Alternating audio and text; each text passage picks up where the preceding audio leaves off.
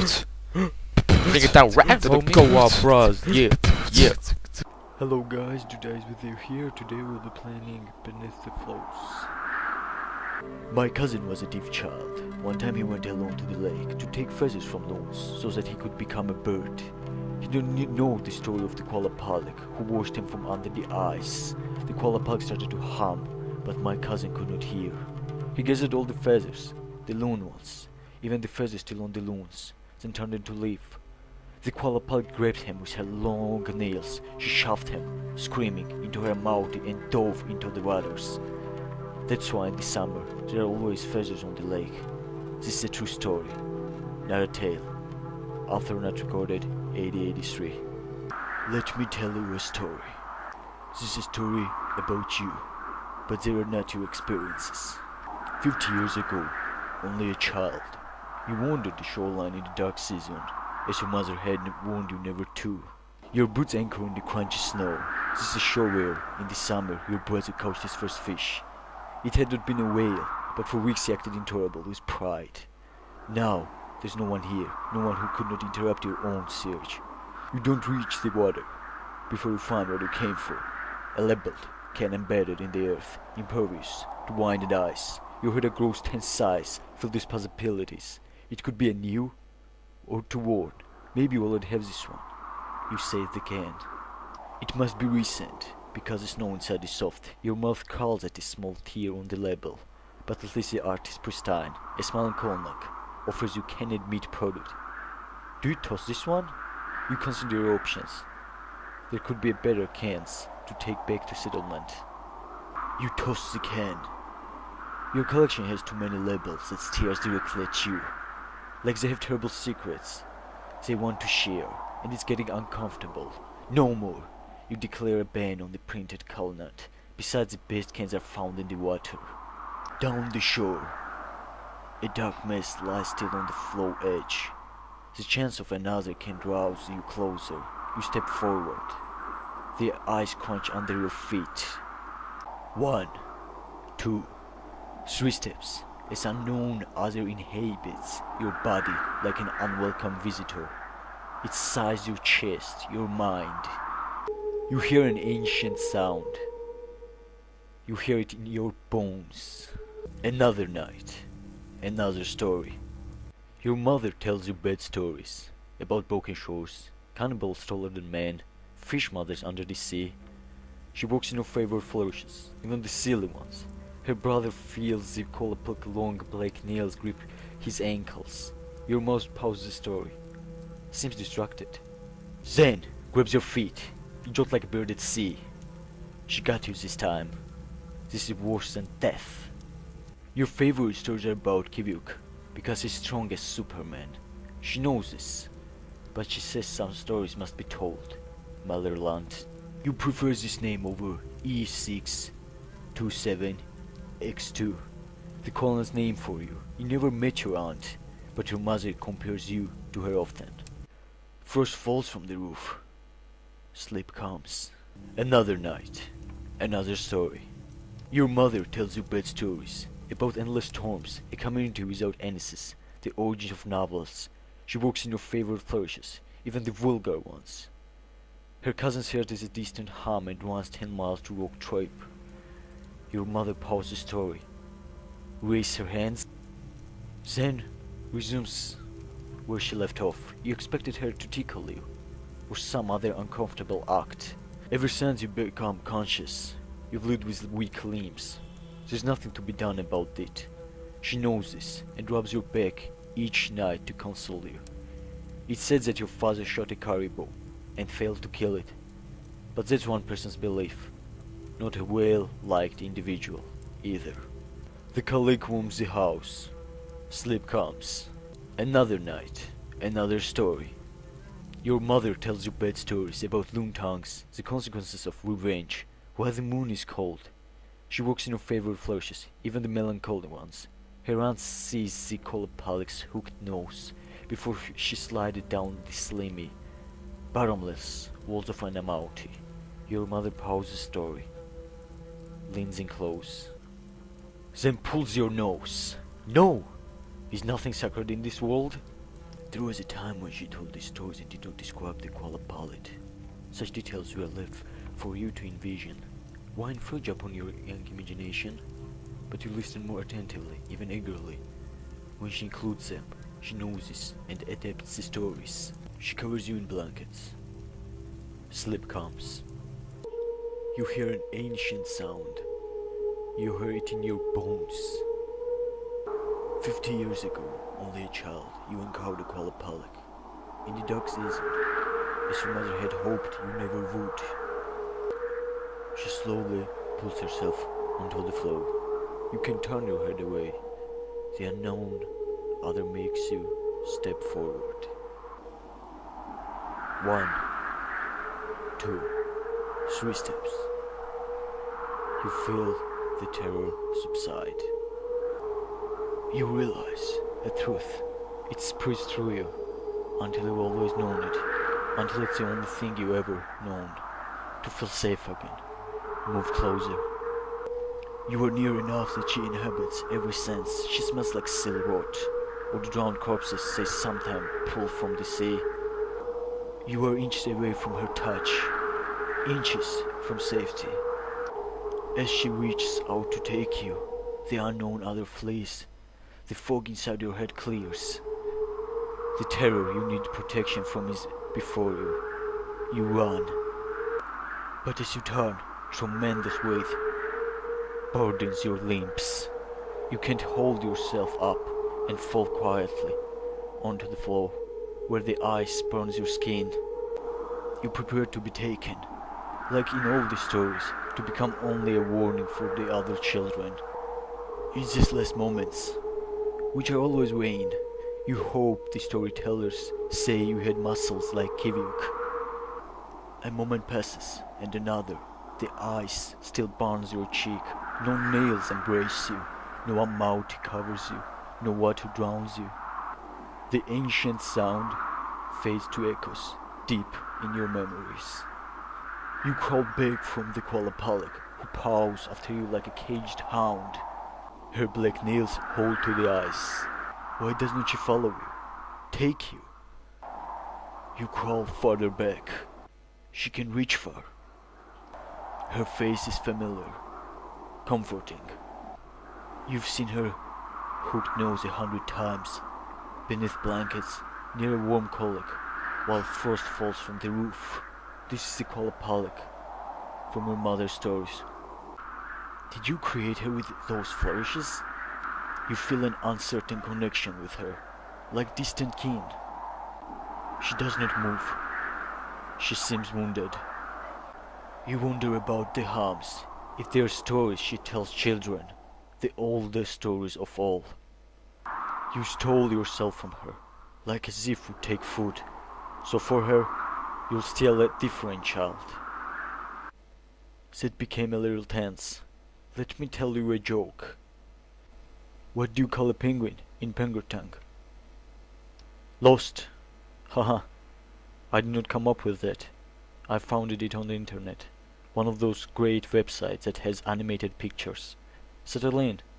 I'll continue the story. 50 years ago, only a child, you set up a fox trap in the dark season, as your father had never taught you to. The steel is colder than the ground. You found this trap under the house, where time and disuse buried it beneath frost. Sometimes hunters take them out on the land and return with bundles of animals to seal. The levers took a while to puzzle out, but now it's ready. Near the settlement, the dog whimper and howl on their chains. You've heard them less and less. Most children are at the school, a colonic idols in the claustrophobic spaces created by the plywood houses. You never go near them, they only smile on labels. He holds the best comic in his hands, Superman. The cover shows Superman having some trouble with Calonet. Sometimes he doesn't wear Calonet clothes to hide his kryptonite, and this gets him thoroughly flustered.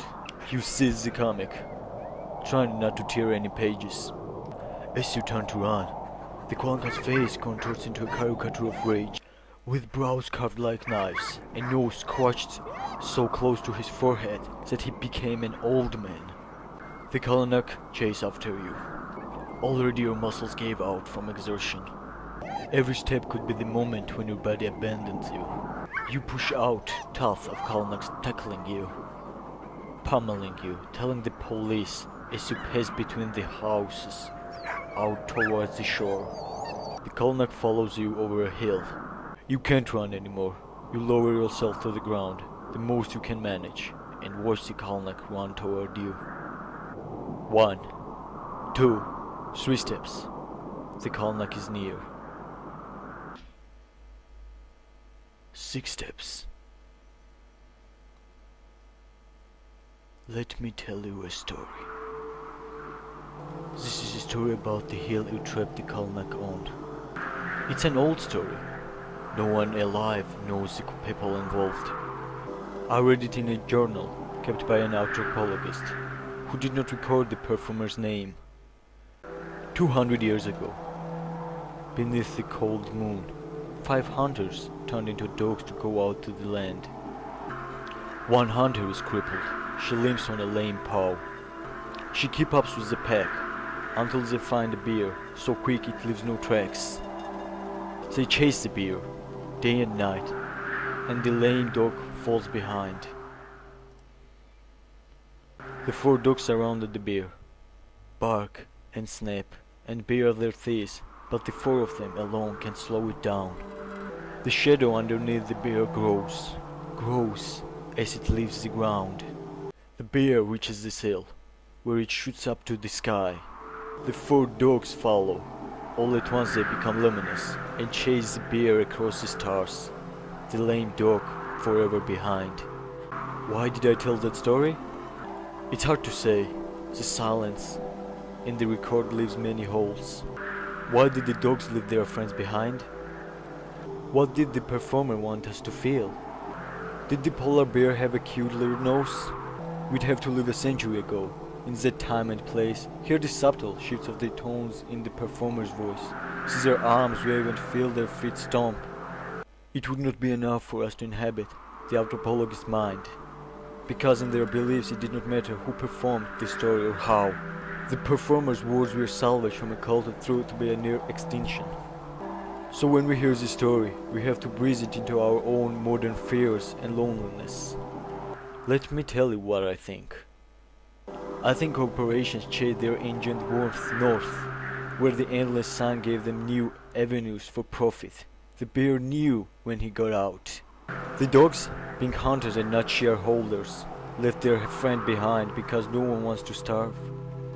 I think the crippled hunter had no choices left after the wealth developed the environments around her, constructed, defined her worth solely by if she could kill a bear or not. And I think this distance between those stars is not a distance of space, get it? But a warning about the future, to understand the history behind the social distance between us. But those are my tedious beliefs. Maybe those stars are ostriches. What future do I create when I tell tragedies? Here's what matters. When you trapped the Kalnak, you had not heard the history of the hill, so you could not imagine other futures. Can't know how you might have looked into the story, like a mirror, or turned away. Maybe this future will work out fine. The police don't find out, use you to justify abuse. Maybe not. But in this story, your story, you always trapped the Kalnak. 50 years ago, only a child, you ensnared the Kalnak in the dark season, as your parents had never known you would. You tried to remember how you originally imagined the situation. Did the Kalnak pass out? Bow down and declare you're his superior? You are not sure how to get him to the shore. The Kalnak struggles in the trap. A thought comes. What if he wanted to be dragged under the sea? To live forever with a woman who smells like a silhouette? You decided to ask. You shout after the Kalnak. You shout after Kalnak. The nails are not so bad, and you get used to the fish smell. He does not respond. Some faults can't be reasoned with. You have some leverage, because surely he wants to know the ending to the Superman comic in your hands. Also, there's a rock by your feet. Do you persuade him? A tough decision. You wave the Superman comic in the air. and hope it doesn't come across like a taunt. The Kolnak slides out his strapped boot and limps after you. You drop the comic and run toward the shore. You make it to the floe edge.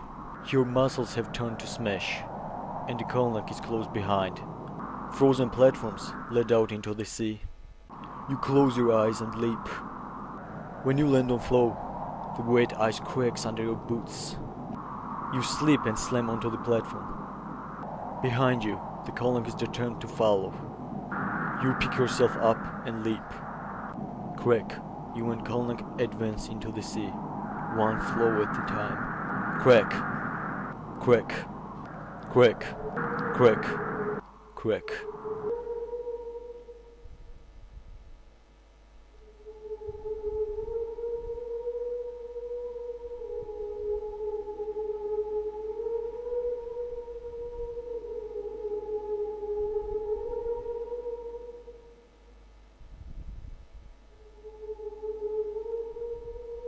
"50 years ago, only a child, the Kualapalik took you beneath the floes, as you had never known you wanted. Sometimes, when your brother comes to fish, you tap the ice beneath his feet, wonder if he knows it's you. You watch him grow, old, without you, and pass on. The wound feels fresh on your ageless skin. But as decades pass, you feel safer under the sea than in the settlement. The Kualapalik takes care of you, loves you, and you grow close with the children she captures.